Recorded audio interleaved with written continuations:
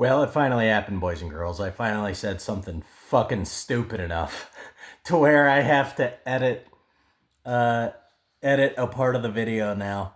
This is just going to go in the beginning. Understand there's a point in this video where I refer to the MPAA and I call them the IMDb. It's cuz I'm stupid. I can't fucking believe I did that. That might be the dumbest thing I've ever said in my entire life. And honestly, the bar is pretty high. So there's that, man. I can't believe this shit. I have to edit. This is bullshit. By edit, I mean just put this clip in the beginning of the video. Whatever, man. Fuck me. Oh, hi, Mark. Well, there she goes. Zero sugar squirt. Canned right at the source. Tell your mom thanks. All right, enough of the shenanigandry. Is that a word? Oh, I'm gonna make it a word. The dorm that dripped blood. You probably can't see because I'm sitting rather far away from the camera. Let's have us a more personal experience, eh? Let's just... Is that better? No? How about now? All right, I'll stop that. You can see my dog in the background. Look at her. Look at her. She's stupid. Little poodle. Little poodle ears. She's not actually a poodle. She's a doodle. I know you came here to hear about my dogs. And see me rip a pink lemonade flavored vape like a douchebag. Tastes like a lemon's dick, by the way. Don't recommend. The Dorm That Dripped Blood is a 1981 slasher film, and I wish I could tell you anything about this film. Lucio, please stay out of my bag of candy. I do have a bag of candy down here. I'm fat. I'm sorry, Dad. I can't live up to your expectations. Anyway, The Dorm That Dripped Blood is, I'm pretty sure it came out in 81. Yeah, 81. Looks like it was directed by Jeffrey Aubrow and Stephen Carpenter. I assume no relation to our boy John. And also known as the movie of 300,000 frickin' names. This is also known as Death Dorm and Pranks. It's funny, this cover says The Dorm That Dripped Blood. The alternate cover says Pranks. And then the title card, when the movie begins, when you press play on this edition, says Death Dorm. So we got 3 different titles there. But anyway, this movie, look guys, if you're a slasher fan, you're going to like this movie. And I stayed away from this movie for the longest time because, all right, I've been bit by 80s slashers in the past, all right? And I love a lot of 80s slashers. It is not just the main ones. I'm not just a fucking Jason, Freddy, Michael, Leatherface guy. Of course, Leatherface started in the 70s. So did Michael. But I'm not just the main big ones guys, right? I love kind of the lesser known slasher movies. Also, I'm sorry, it's very echoey in here. Pretty empty room. And the floor is hardwood. So you're going to have to bear with me. But... I love movies like The Prowler and Madman and The Burning and Doom Asylum. That one's a little more on the comedy side of things. But, I love a lot of 80s slashers. But I have, there was a certain point in my life where I didn't think it was possible for me to not love one until I saw the film Final Exam. And then I was like, oh my God, that's terrible. If you like the movie Final Exam, you're just wrong. So that kind of burnt me a little bit, and I became very skeptical of 80s slasher movies that I had never heard of before. Obviously I would give the Sleepaway Camps and the Burnings a try because those are like, I know that. People, I've heard people talk about that. People seem to love that. And so I stayed away from The Dorm That Dripped Blood forever because I have heard nothing about this movie. It doesn't get talked about in horror circles at all. It should. At least none that I've been a part of, none that I've heard. The Dorm That Drip Blood is a really good movie. First of all, I really like the score. It's very kind of standard. It's not as recognizable as something like Halloween. You're not going to be doing this score in your head, but I think the score is like it's a very effective means of building tension. I really enjoy the squealing of it. That's something that I always enjoy. I know some people aren't a fan of that. Some people find it annoying. I'm not one of those people. I think that the whole squealing violin effect, I think that's great. I think it's creepy. Um, I think it absolutely works. You know what? There are a couple of things in this movie that I don't really like. I think I'm going to get those out of the way. Will I? Yeah, I will. All right. I'll just do it. Sir, keep your nose out of my candy. I also have a pug. You want to say hi to the pug? Come here, Betty. Oh, since you're being a pain in the butt underground. His name is Lucio. I named him after Lucio Fulci. He's an old man. Isn't that right, buddy? You're an old man. Yeah. Um, so the couple of negatives that I have about this movie is, for one, the pacing.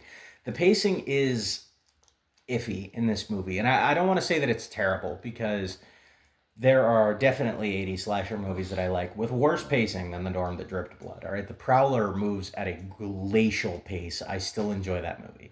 So it's not necessarily the biggest down like slight against the movie in the world, but it is an issue. It could be an issue for rewatchability. I see myself rewatching this movie fairly frequently, actually, especially because it's a new slasher that I haven't seen before. Well, it's not new, but you know what I mean. New to me, that I haven't seen before, that I thought was really fun. Um, Sounds like my cat just got into something. Anyway, but the pacing is eh. At times, it feels like they're extending shots just to pad runtime. It feels a little like that pretty frequently in this movie. Like they're just milking certain scenes that don't really need to be milked. Um, especially in the beginning of the movie, they're playing that squealy score over the top of everything and filming everything super slow under the guise of building tension, and it's not building tension. It's just boring. So I will say that that is something that I have against this movie, but it's not that bad, especially once you get into the kills and into the stuff in this movie, into the killer stuff. It doesn't take that long to get going. So I would say totally ignore that. It's fine. I mean, don't ignore it. Obviously, take it into account, but just go in with that in mind, and you'll have a good time. I'm sure. Um, Another thing that I didn't love about the movie was kind of the way it was shot. It's very standard looking. It's not an amazing looking movie at all. That can't really be a negative for me because for me it's like if a movie a isn't like abhorrently ugly, then it's fine. It's whatever. And this movie's just it's whatever. It's not gonna hurt it. The only thing that I really had an issue with as far as the cinematography goes is at certain points the frames were a little too dark, and it was a little harder to see people, and so that was a minor issue, like in the scenes in the dark, just a small one. I don't remember that happening too often in the movie, but it is there. um, Another thing about the movie that I'm not crazy about is the characters. They're fine, whatever's. You get invested in them, but I will say, like, it's also a positive. Um, at the same time, while I wasn't invested in a lot of the characters, some of them I was a little invested in, and I did care a little bit about, and I was entertained by. So, the two sides of the same coin. It's just a kind of a 50-50 thing where some of the characters were, you know, uh, likable. Some of them, not so much. Um, but let's see. Was there anything else that I didn't like about the movie? Because I want to move on to the stuff that I liked. Okay. we'll just move on to the stuff I liked. Despite this being a Christmas film, it doesn't feel very Christmassy, and I will say that I like that because that means you can watch it at any time of the year. Um, for me, Christmas movies have to be watched at Christmas time. I'm one of those weirdos. I can't watch Black Christmas outside of Christmas time, and that's a thing that I do. Um, but for the dorm that dripped blood, you really don't get much Christmas atmosphere at all. I suppose that would be another kind of negative of the movie, is it didn't have that atmosphere. There was never any unique feeling that this film had. It just felt like 80s slasher movie, which isn't a bad feeling. It's just, the atmosphere wasn't particularly special, which the slasher movies that I tend to put way up here are movies with a really killer atmosphere. And I think this movie didn't have an amazing one. Um, but I'm glad that it wasn't a super Christmassy atmosphere in that same token, because I wouldn't have watched it. Like, I would have waited till Christmas to watch it. But um, it says that it takes place during Christmas break, and yeah, that's pretty much all it is. It takes place during Christmas break. There are a couple of Christmas lights in the whole movie. It's fine. You can watch this any time of year. It's just as fun. And there's no snow in the movie. It's really weird. They're like, I don't know. They're like outside during parts of the movie, just like doing stuff outside casually. I guess it's a different part of the country than where I'm from. If it's Christmas break from where I'm from, you're busting out the snow shovel in the coat. But yeah, they were all like dressed like it was summer. It's kind of funny, but um, another thing that I really love about the movie is the kills are awesome, and this is something why I'm saying, man, if you are a slasher fan, you're gonna like this movie. Um, the kills are something. This was before the IMDb started really ramping up their bitchiness about slashers and about horror movies, and you just had some crazy shit sometimes.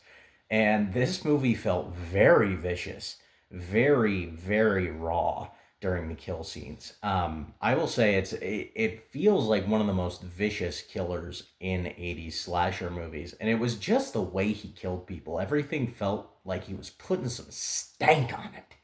It was you putting some sting in there, and I really appreciate that. Like there's a baseball bat kill in it where he hits someone in the head with a baseball bat with nails driven through the baseball bat, and that just I don't know, it was something about the way that looked. Just the hits were hitting. I'm telling you that right now. It was vicious, and that's pretty much the way every kill goes in this whole movie.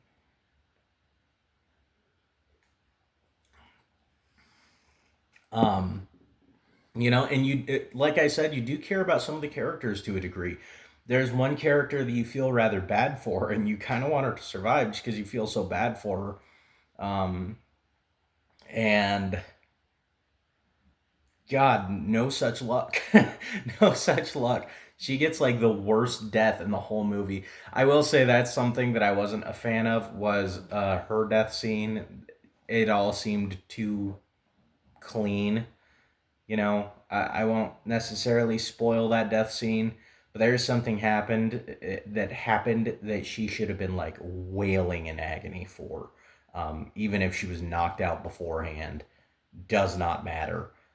You would have woken up immediately, I'm sure, and kicking and screaming, and it would have been bad. No, well, I'm sure it was bad for the character, because that is a horrific death scene, and you see the corpse afterwards, and you see what happened to it. Um, God, that is horrendous. And it's funny, I avoided this movie for a long time, and I avoided it. I don't know if I said this in the beginning. I avoided it because one of the alternate titles is Pranks, and I was worried that it was going to be like an April Fool's Day sort of situation where it's like, ow, everything's a prank in the end, or a Cry Wolf sort of situation. I hate those movies. I can't do them. Basically all those movies do is waste an hour and a half of your time. That's how I view that. I think that's the worst, stupidest, and that's coming from a guy that just used the non-word stupidest plot twist in the entire world. I hate it. But the Dorm that Drip Blood, thankfully does not do that. It stays true boo. Oh my god. True boo, thankfully. True blue slasher movie from the first frame to the last frame, and I love it for it. The characters, as I said, they're all right. The killer, his performance is amazing. He actually like is kind of scary. Towards the end, when it's revealed who the killer is, and he's acting on his urges and being just totally off the wall, his performance is actually kind of scary. I commend the actor for that. He's really good. Um, because he gives you, I don't know, he gives you really off vibes. Like, I don't know. Even before it was revealed that he was the killer, I was like, what the fuck is the matter with this guy? But yeah, he's awesome. I do like our main actress. It's funny. She actually reminds me of my loan officer that I went through to purchase this house. Uh, she looks a little like her, but a lot younger. But anyway, guys, that's pretty much all for the Dorm that dripped blood. If you haven't seen it, please do. I can't stress enough to you how much you're gonna like the Dorm that dripped blood. Again, if you're a slasher fan. So I think it's gonna be. I'm feeling pretty high on the movie. It's gonna be a 7, about a 7 out of 10, which is probably higher than technically it ought to get. But as I said, I'm feeling pretty high on it. I would really like to just give it a 7, uh, just purely based on the way I feel about it. So 7 out of 10, Dorm the Drip Blood. Let me know what you thought about it. If you have any 80s slasher recommendations, let me know in the comments. Movies that I may not have seen, because I'm always looking for new ones, or just slashers in general. Slashers with good kills. I'm a fan. Um, and if you made it to this point in the video, I don't think anyone ever will. But if you did, thank you. Catch you on the next one.